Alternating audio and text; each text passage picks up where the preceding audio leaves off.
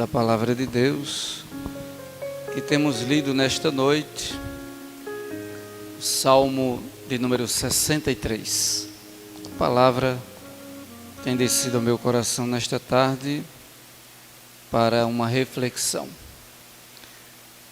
Nós lemos todo o Salmo, mas eu vou recapitular apenas 5 versículos que diz assim: Ó Deus, Tu és o meu Deus, de madrugada Te buscarei. A minha alma tem sede de Ti, a minha carne Te deseja muito em uma terra seca e cansada, onde não há água, para ver a Tua fortaleza e a Tua glória, como Te vi no santuário. Porque a Tua benignidade é melhor do que a vida, os meus lábios Te louvarão. Assim eu Te bendirei enquanto viver, em Teu nome levantarei as minhas mãos. A minha alma se fartará como de tutano e de gordura, a minha boca Te louvará com alegres lábios. Glória a Deus. Este salmo tem no seu sobrescrito da seguinte forma: Salmo de Davi, quando estava no deserto de Judá.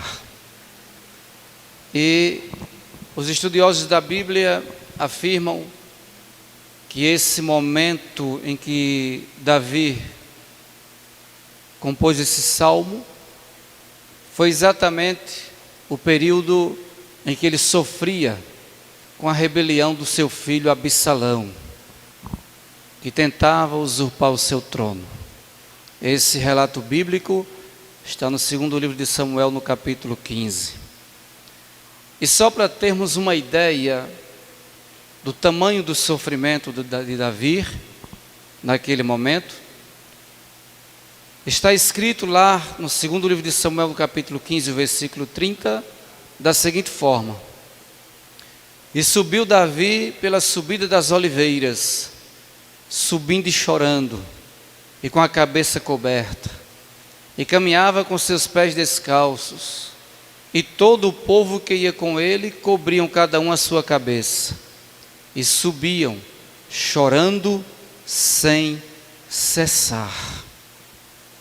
Dá para entender por estas palavras que a situação do rei Davi era muito complicada. Sentimentos abalados, as emoções abaladas, pois todo o problema que ele estava enfrentando partia do seu próprio filho, Absalão, que se rebelou. E Davi, para não ter um confronto direto e físico com seu próprio filho, ele abre mão daquele momento de estar no seu palácio e vai buscar refúgio no deserto.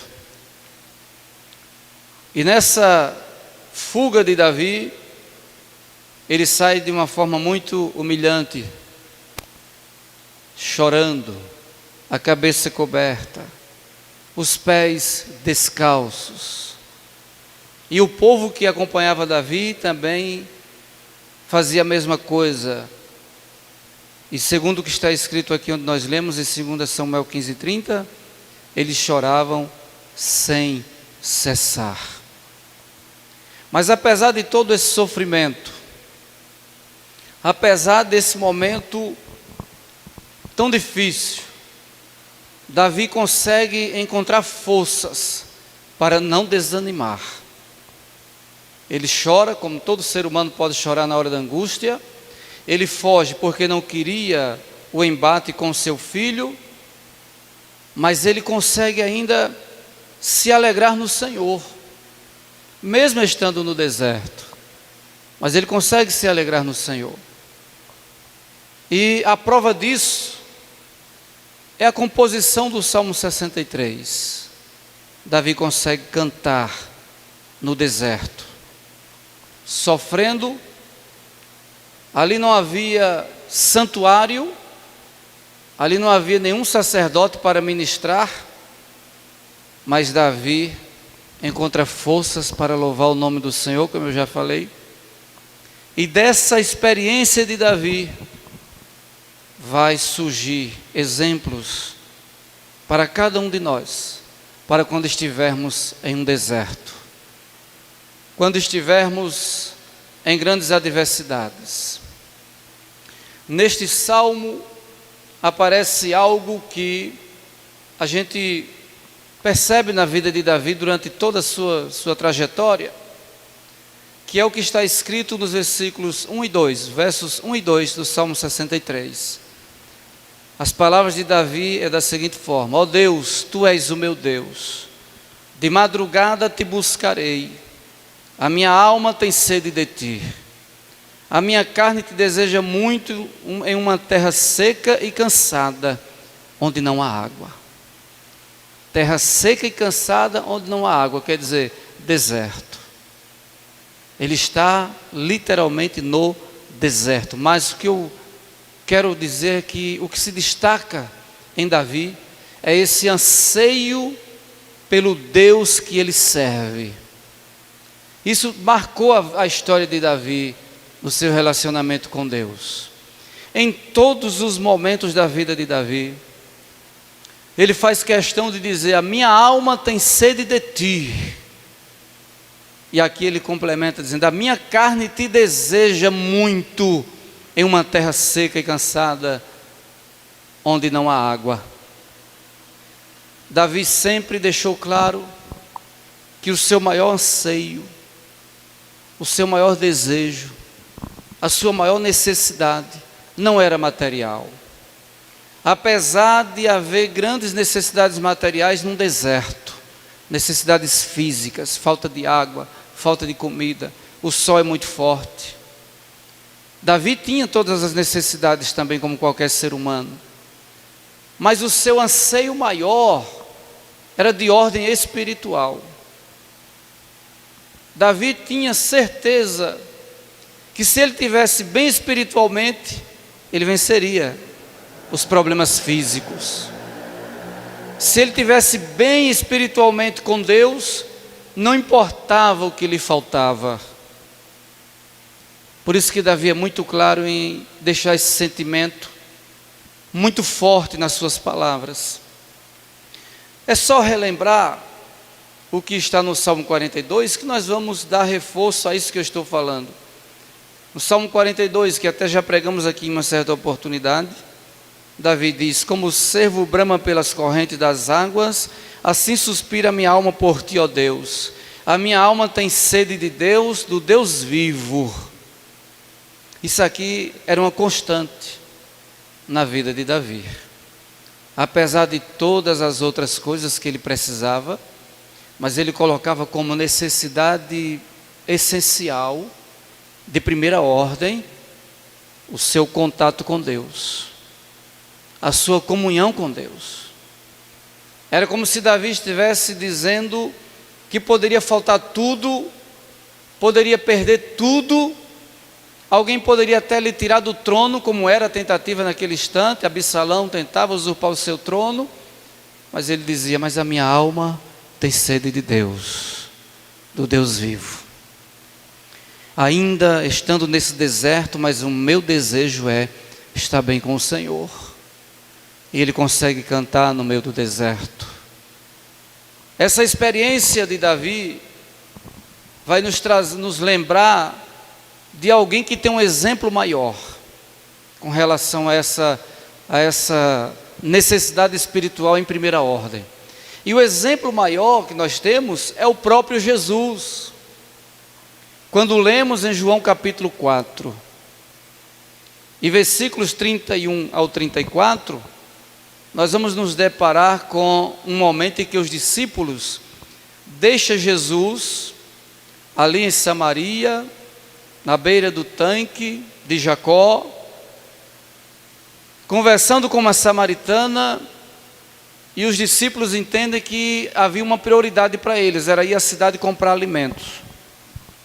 E não estavam errados, foram comprar alimentos. Jesus trata da necessidade espiritual daquela mulher. Aquela mulher é restaurada pelas palavras de Jesus, sua vida é transformada, mudada. E quando está no final daquele momento de ministração do Senhor para aquela samaritana, a Bíblia diz no versículo 31 que chegam os seus discípulos. Diz assim: entretanto os seus discípulos lhe rogaram, dizendo: mestre, come. Porém ele lhes disse: uma comida tenho para comer que vós não conheceis. Então os discípulos diziam uns aos outros: trouxe-lhe porventura alguém de comer? Os discípulos estavam preocupados. Demoramos muito na cidade, quem sabe alguém trouxe uma alimentação para Jesus, nós chegamos atrasados. Mas o Senhor vai fazer uma revelação que eles ainda não entendiam. Ele diz no versículo 34, Jesus disse-lhes: a minha comida é fazer a vontade daquele que me enviou e realizar a sua obra. Esse é o exemplo maior de que as coisas espirituais estão em primeira ordem, deve estar em primeira ordem na nossa vida. As coisas espirituais estão em primeira ordem, são essenciais, e as demais coisas são secundárias. Jesus sabia sim que os discípulos precisavam se alimentar, mas ele faz questão de colocar a obra de Deus acima de qualquer circunstância e acima de qualquer necessidade. E é isso que nós precisamos aprender nesta noite. O bem-estar espiritual deve estar acima de qualquer circunstância. Não devemos olhar para os problemas, não devemos olhar para as frustrações, não devemos olhar para as decepções. São muitas coisas que nos cercam que nos entristecem. São muitas coisas que nos acontecem que quer nos roubar o ânimo, a força para caminhar. Mas esse sentimento profundo de Davi, e que é revelado com maior intensidade pelo próprio Jesus, tem que haver na nossa vida. Mas nós sabemos que esse sentimento não acontece na vida de turistas de igreja. Turistas de igreja não, quem visita a igreja de vez em quando jamais vai sentir isso, jamais vai entender isso. Alguém que às vezes diz: eu gosto de ir ali na igreja para ouvir alguém pregar, ouvir alguém cantar, aí passa uma vez ou outra, visita uma igreja, essa pessoa, ela não terá essa experiência profunda com Deus, ela nunca vai entender o que é sede de Deus, nunca vai entender. Frequentadores de ocasião jamais terão uma espiritualidade profunda ao ponto de, mesmo com necessidades físicas, colocar a necessidade espiritual em primeiro lugar. E esse é um grande problema da sociedade moderna. As pessoas têm se preocupado muito com o pão, com a roupa, com a manutenção diária da sua vida terrena.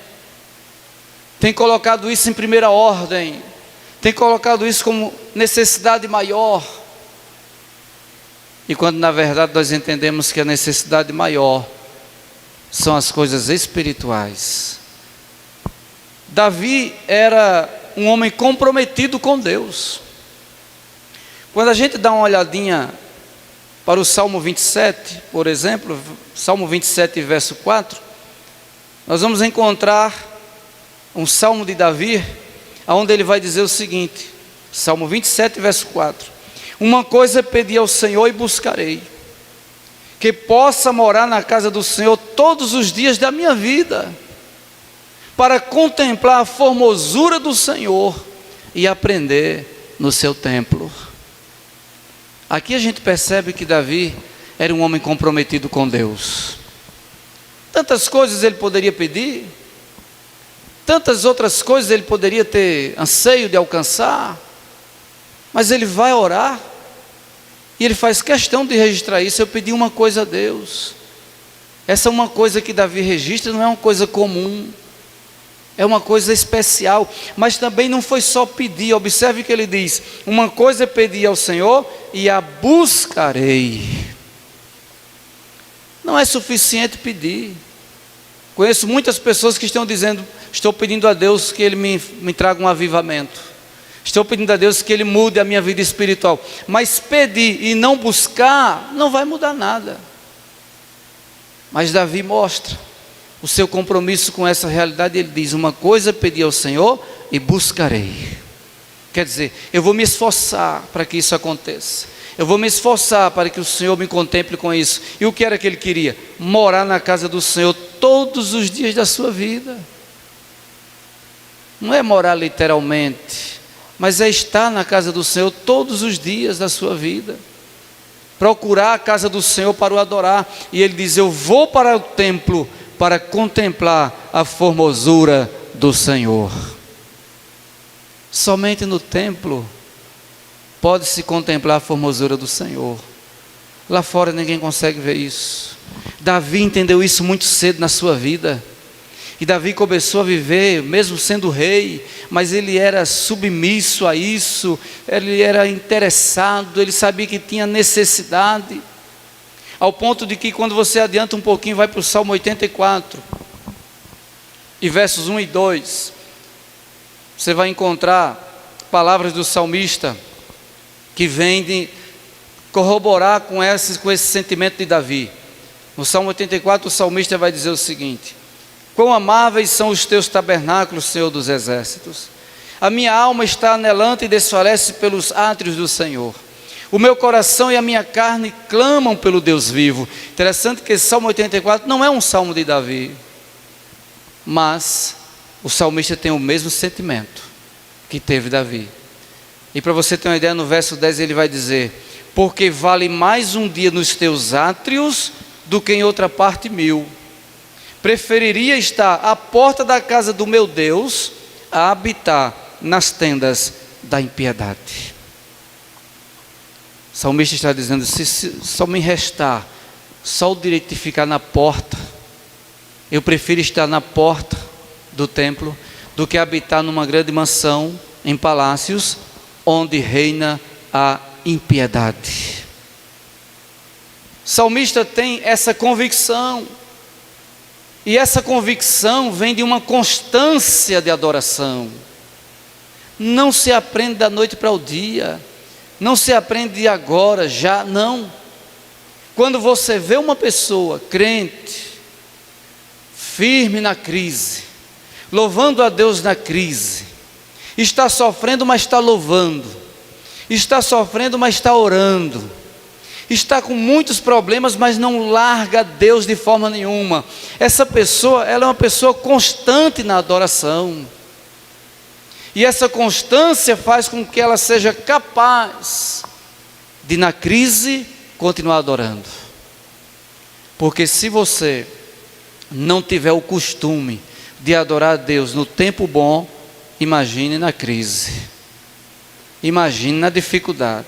Se você não teve como buscar o Senhor na saúde, imagine na doença, preso a um leito, às vezes no hospital. Então a constância da adoração, a pessoa que é constante na adoração, a pessoa que desenvolveu o costume de orar, ler Bíblia e buscar o Senhor e adorar o Senhor, ela se habilita, ela recebe capacitação sobrenatural para que, vamos usar a expressão, mesmo que o mundo todo esteja se acabando, ela está inabalável, ela está firme. E quando a gente olha para essa pessoa, a gente admira. O salmista está no deserto, o salmista está sofrendo,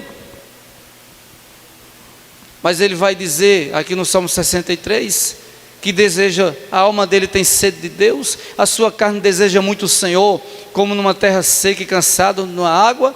E no 2 ele diz: para ver a tua fortaleza e a tua glória, como te vi no santuário. Eu estou insistindo nessa questão do santuário, porque muitas pessoas estão lamentando o fato de não poder vir à igreja nos dias de hoje, mas também tem muitas pessoas zombando e rindo de nós. Olha, agora eles não podem mais ir na igreja. Então eles estão entendendo que o templo não é tão necessário. O templo continua sendo necessário, sim. O templo físico continua sendo necessário, sim. O templo, ele viu no templo a glória de Deus manifestada. E quando ele chegou no deserto, quando faltava tudo, ele se lembrava da glória de Deus no templo e encontrava forças para mesmo no deserto permanecer firme.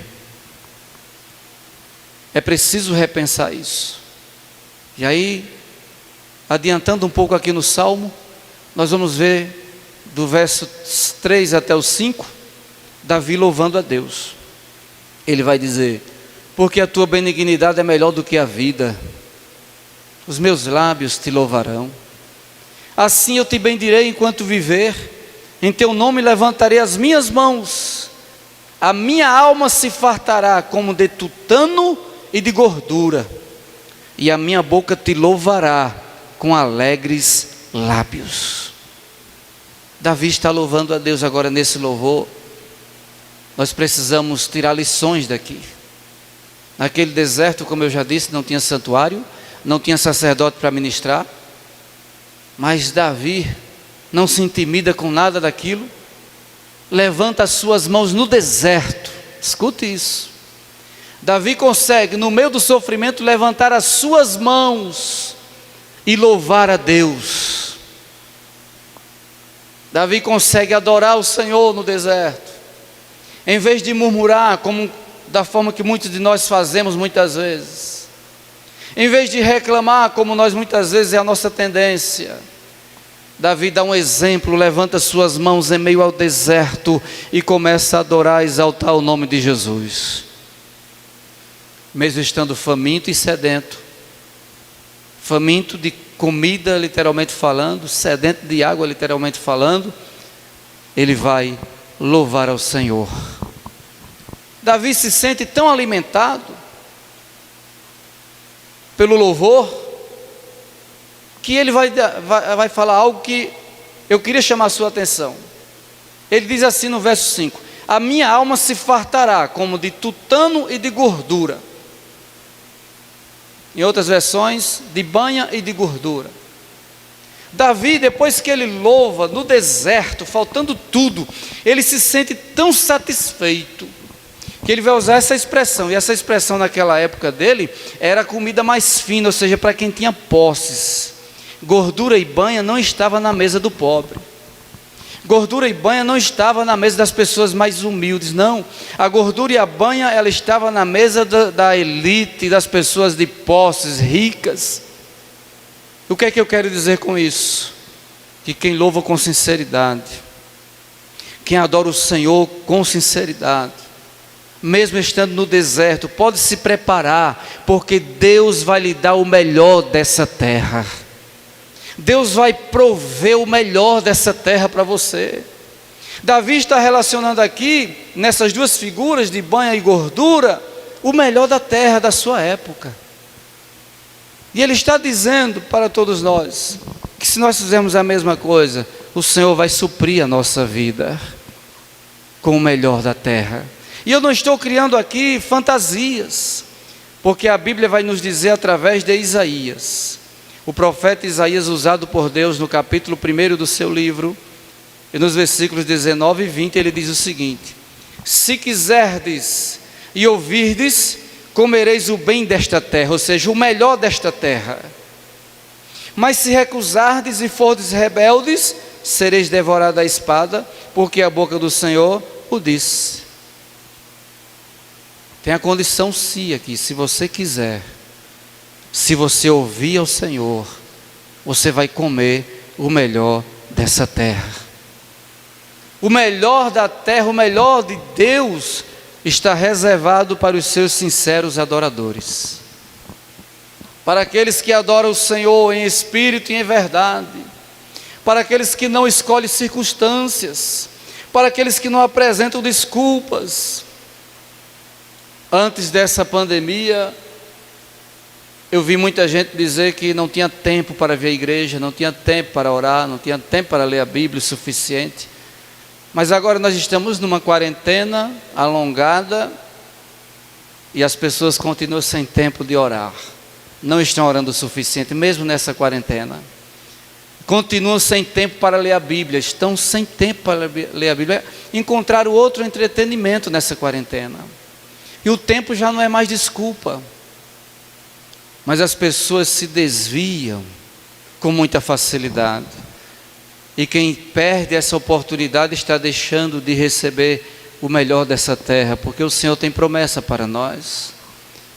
Você está numa terra seca, numa terra sem água, mas se você fizer o que Davi fez, adore ao Senhor, adore, esqueça o sofrimento, esqueça as mágoas, esqueça as decepções, esqueça tudo que é contrário a você hoje, e adore, abra a tua boca, adore o Senhor literalmente, levante tuas mãos para os céus, adore a Ele, porque Ele vai te recompensar com o melhor dessa terra. Você vai ser alimentado, e a tua alma vai ficar farta, como Davi disse, a minha alma se fartará, como de tutano e de gordura, e ele diz, a minha boca te louvará com alegres lábios. Davi tem essa capacidade, como eu já disse, porque ele tinha costume de ir ao templo, à casa do Senhor. Terceiro ponto que eu quero destacar, o coração de Davi estava em paz, como deve ser o coração de todo adorador.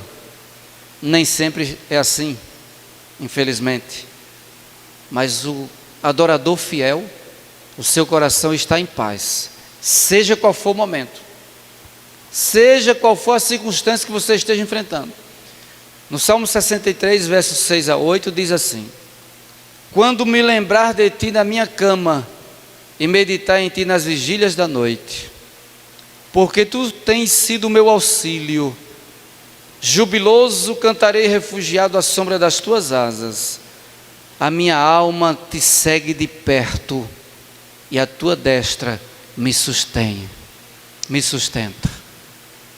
Davi, quando ia se deitar, não era que nem um de nós, que às vezes se deita e diz assim, não vou conseguir dormir hoje, os problemas são muitos, perdi o sono, os olhos ressecou, eu não estou encontrando condição de dormir, muitos problemas, você só pensa nos problemas. Davi, mesmo no deserto, mesmo sendo perseguido, ele diz que ele se deitava na sua cama de noite, e começava a lembrar do Senhor, lembrar que Deus era o seu auxílio, lembrar que Deus era o seu refúgio, e que a sua alma estava perto de Deus, e que a destra de Deus o sustentava.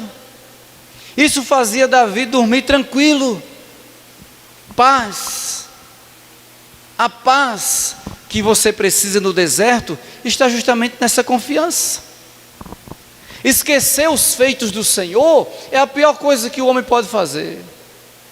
Se você não voltar hoje a se lembrar dos feitos de Deus, das maravilhas de Deus, você vai ter sérios problemas.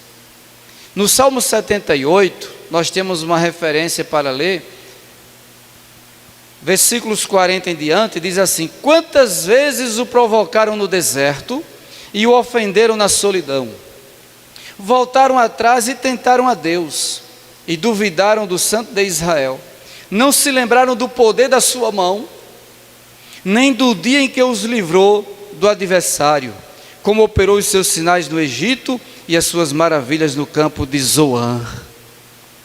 O salmista está relembrando aqui que Israel no deserto foi diferente de Davi. Davi também estava no deserto, os filhos de Israel também estavam no deserto, mas no deserto os filhos de Israel provocaram a Deus várias vezes, ofenderam a Deus várias vezes, voltaram atrás várias vezes, duvidaram de Deus várias vezes, e não se lembraram do poder de Deus, não se lembraram dos feitos do Senhor, não se lembraram dos sinais e das maravilhas operadas pelo Senhor.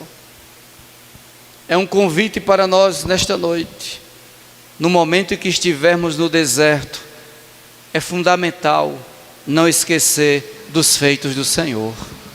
É fundamental guardar na mente e no coração tudo que Deus pode fazer através do seu poder. Não se esqueça disso, porque Deus uma certa vez fez uma reclamação ao seu povo, através do profeta Jeremias, no capítulo 2, versículo 13. A reclamação foi a seguinte: porque o meu povo fez duas maldades, a mim me deixaram o manancial de águas vivas, e cavaram cisternas rotas, ou cisternas rasas ou trincadas, que não retêm as águas. O Senhor fez essa reclamação a Israel. Vocês me fizeram duas maldades. A primeira maldade foi me deixar, esquecer de mim, que sou um manancial de águas vivas. E a segunda maldade foi cavar cisternas, achando que as cisternas seriam suficientes para vocês. E as cisternas se tornaram rasas e trincadas, e a água sujou e muita água se perdeu, quando vocês deveriam estar se voltando para mim, o manancial de águas vivas. Não é bom esquecer dos feitos do Senhor. Não é bom esquecer do que Deus pode fazer. Você está todo dia se lembrando dos problemas, se lembrando da crise, o que a crise vai fazer, como é que vai ficar depois dessa crise, e o meu salário, e o meu trabalho. E por que você não para pensar nos feitos do Senhor, no poder do Senhor, nas maravilhas do Senhor, para entender que esse Deus que cuidou lá no início do seu povo, Ele é o mesmo e vai continuar cuidando do seu povo. Deus vai continuar cuidando de você. Deus vai abrir janelas de escape. Ele não vai deixar você na mão. O Deus que nós servimos não vai nos deixar abandonados, não.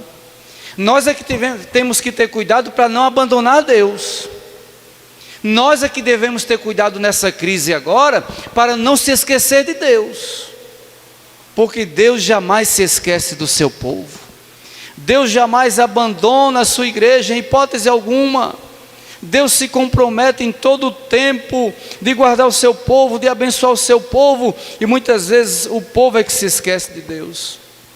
Eu estou dizendo isso amparado pela palavra de Deus, pois no livro do profeta Isaías, no capítulo 49, versículo 13 em diante, diz assim: exultai, ó céus, e alegra-te tu, terra, e vós moradores, e vós montes, melhor dizendo, estalai de júbilo, porque o Senhor consolou o seu povo, e dos seus aflitos se compadecerá. Olha isso, Deus traz consolo e se compadece dos aflitos. E ele diz mais: mas Sião diz, já me desamparou o Senhor se esqueceu de mim. Era Deus usando o profeta para dizer: Deus não se esqueceu de vocês, Deus se compadece da aflição de vocês. E o povo reclamando: não, Deus esqueceu, Deus desamparou, Deus não se lembra mais de mim. Aí Deus vai tomar a boca do profeta novamente, no versículo 15, e diz: pode uma mulher esquecer-se tanto do filho que cria, que não se compadeça dele, do filho do seu ventre? Mas ainda que esta se esquecesse, eu todavia não me esquecerei de ti. Eis que na palma das minhas mãos te tenho gravado, os teus muros estão continuamente perante mim. Garantia de Deus, Ele não te esquece. O teu nome pode não ter nenhum significado aqui na terra.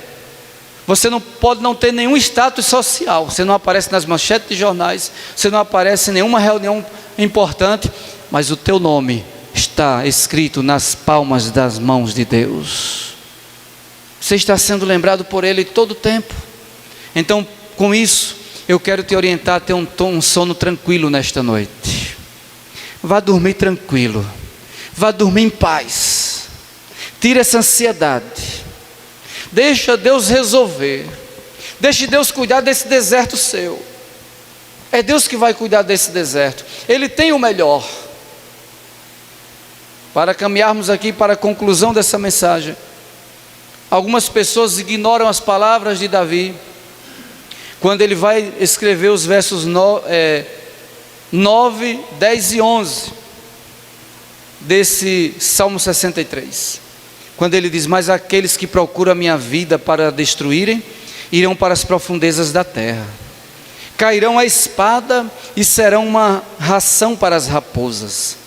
Mas o rei se regozijará em Deus, qualquer que por ele jurar se gloriará, porque se tapará a boca dos que falam mentira. Tem pessoas que criticam Davi porque ele fala palavras com relação aos seus inimigos, dizendo que eles seriam julgados, que viria juízo sobre eles, eles seriam levados às profundezas da terra, cairiam à espada, se tornariam ração de raposas. As pessoas ignoram isso, mas eu tenho que chamar a lembrança o seguinte: por que Davi orou dessa maneira?